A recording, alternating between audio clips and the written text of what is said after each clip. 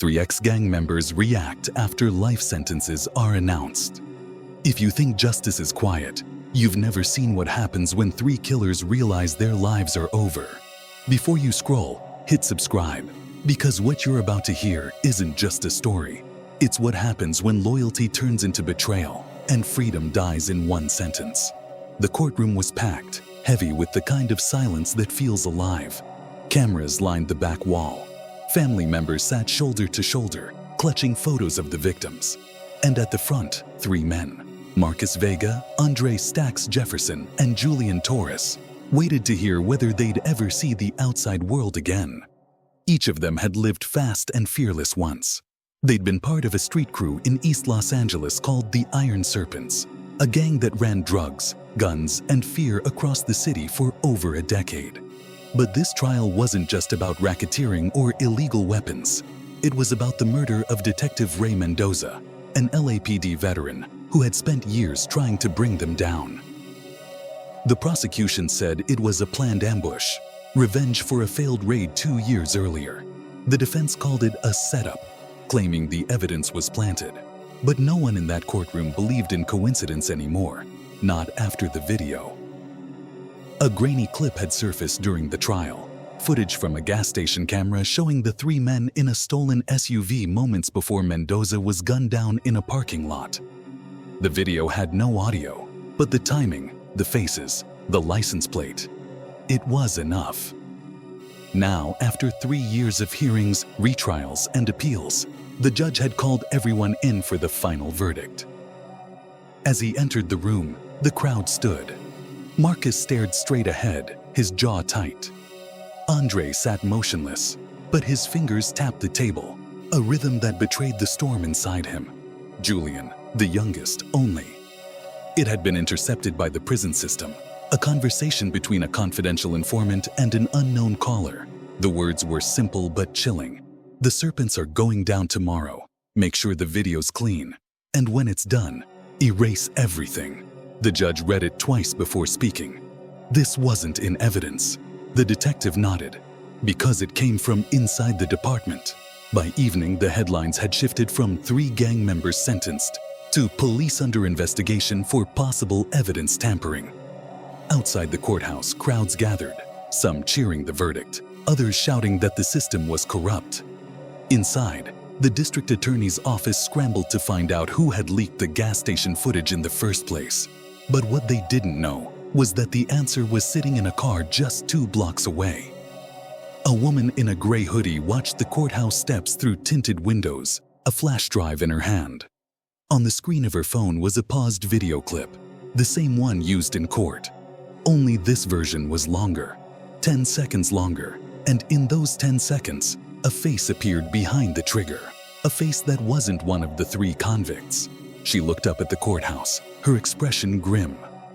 "You sent the wrong men away," she whispered. Then she started the engine and drove off into the night. What she didn't know, what no one knew, was that someone was following her. A black SUV trailed her quietly down the street, headlights dimmed, keeping distance. And inside, a man in a leather jacket muttered into his radio, "She's got it. Don't lose her." Because this case wasn't over, not by a long shot. If you think justice was served today, think again. Hit subscribe, because the truth behind these 3 sentences is about to burn everything down. The woman with the flash drive. Night had fallen over Lossie. They were professionals, not gang members. Black suits, earpieces, quiet voices.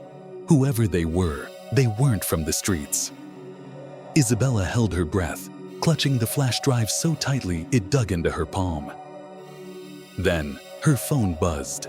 The sound was soft, but in the quiet alley, it was deafening. One of the men turned immediately toward the noise. "There!" She bolted, sprinting down the alley, weaving between trash cans as footsteps thundered behind her. A flashlight beam swept past her shoulder. A shout echoed, "Stop!" But she didn't stop. She darted out into traffic, nearly getting hit by a taxi, and disappeared into the crowd of neon-lit pedestrians on Vine Street. By the time the men reached the corner, she was gone. Isabella didn't stop running until she reached her apartment. a small one-bedroom in Echo Park. She locked the door, pulled the blinds, and went straight for her hidden camera rig, an old DSLR wired to a live stream server. If someone was willing to kill over this footage, then she wasn't going to hide it anymore. She connected the flash drive, uploaded the video, and titled it simply, "The Truth About Detective Mendoza's Murder." It was supposed to take 15 minutes to upload. She never got the chance to see it finish. The power went out. The room plunged into darkness. Her heart froze. The hum of the refrigerator died. The computer screen went black. And from outside she heard it, the click of a lock being forced open. Someone was inside. She grabbed the nearest thing she could find, a metal lamp, and moved quietly toward the door. But before she could react, a voice came from the shadows.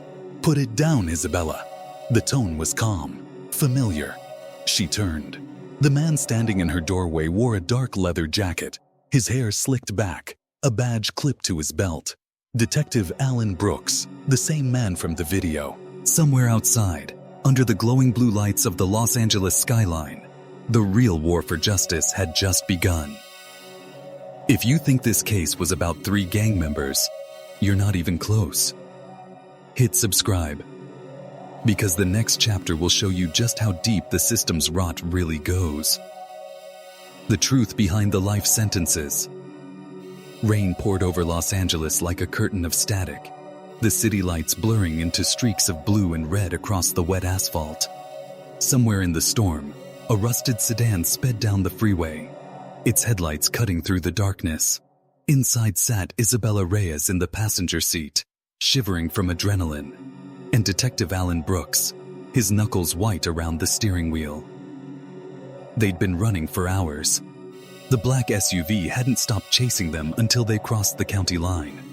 The flash drive was gone, the upload unfinished, but Isabella had backed up the footage to a cloud drive. It was only a matter of time before someone found it. Brooks broke the silence first. "You realize what you just did, right? You just made yourself public enemy number 1. She shot him a glare. "You're the one in the video, detective. I just showed people the truth." He sighed, rubbing his temple. "You didn't show them the truth. You showed them the piece they wanted to see. There's more. Much more." She frowned. "Then start talking." Brooks hesitated, then said quietly, "Detective Mendoza's death wasn't about revenge or gang politics. It was about evidence, files that could destroy powerful people. He had proof that members of the Los Angeles Organized Crime Task Force were working with the Iron Serpents. He was going to hand them over to a journalist." Isabella blinked. "A journalist?" He nodded slowly. "You." The words hit her like a blow. "Mendoza had been following your work for months. He trusted you. But before he could each out, someone inside leaked his plan. They sent those 3 guys, Marcus, Andre, and Julian, into a setup, then used the footage to bury everyone." Her breath caught. "And you helped cover it up." "I had no choice," Brooks said. "They threatened my family. You think I'm proud of that? I've been waiting for a chance to fix it. And now you forced their hand." The car screeched suddenly as Brooks turned sharply into an abandoned industrial park, pulling behind a row of rusted shipping containers. He shut off the engine, his chest rising and falling fast. "This is where it started," he said. "Mendoza met with his contact here the night he died. If we're lucky, something's still left behind." They stepped into the rain, flashlights slicing through the darkness. The air was heavy with the smell of rust and oil. Isabella's pulse quickened with every step. This place felt wrong, too quiet, too still. Brooks pushed open the door to a warehouse. Inside, stacks of old crates loomed like tombstones. Water dripped through holes in the ceiling. "There," Isabella whispered, pointing. A desk sat near the back, papers scattered across it, mold creeping up the legs. Brooks sifted through the mess. Most of it was blank, ruined by rain. Except for one manila envelope sealed in plastic. He tore it open. Inside was a photo. A surveillance shot of 4 men in suits shaking hands. One of them was District Attorney Leonard Briggs, the same man who had prosecuted the Iron Serpent's case. "Briggs," Isabella muttered. "He's the one who put those men away." "Yeah," Brooks said, "and the one who paid for the video." Before Isabella could reply, a loud metallic clang echoed through the warehouse. Brooks drew his gun instantly. "We're not alone." A silhouette moved between the crates. "Put the gun down, Alan." The voice was deep, calm, familiar. From the shadows stepped Emma, Arcus Vega, the same man the judge had sentenced to life without parole. Isabella froze. "How?" He smirked. "Prisons aren't built like they used to be." Behind him appeared Andre and Julian, both wearing stolen uniforms, faces hardened by weeks of running. Brooks lowered his weapon slightly. "You escaped." Marcus stepped closer, his eyes burning. "We were helped. Someone wanted us out. Said we were useful. Guess who?" He tossed a folded piece of paper toward them. Brooks caught it and unfolded it. It was a memo, stamped with the official seal of the U.S. Department of Justice. At the bottom, a handwritten note read, "Operation Clean Slate. Terminate loose ends." Isabella's stomach twisted. "They're wiping evidence, including you." Marcus laughed bitterly. "Yeah, guess we're evidence now." Outside, engines roared. Floodlights swept across the walls. The black SUVs had found them. Brooks turned to Marcus. "You want redemption? Help me get that file to the press." Marcus hesitated. "You really think they'll believe us?" "They don't have to," Isabella said. "They just have to see it." Gunfire shattered the windows before she could finish. The group dove for cover as bullets sparked against metal. Brooks fired back, hitting the overhead lights, plunging the warehouse into darkness. "Go!" he shouted. "I'll hold them off." But Marcus didn't move. "You're not dying for this alone." The 3 ex-gang members fought like men who had nothing left to lose, covering Isabella as she ran for the exit. Rain poured in from the broken roof, washing over the chaos. She sprinted to the car, started the engine, and tore through the mud as headlights exploded behind her. Brooks and the others were silhouettes in her mirror, flashes of gunfire lighting their faces. Then a blast of light filled the sky. The warehouse erupted in flames.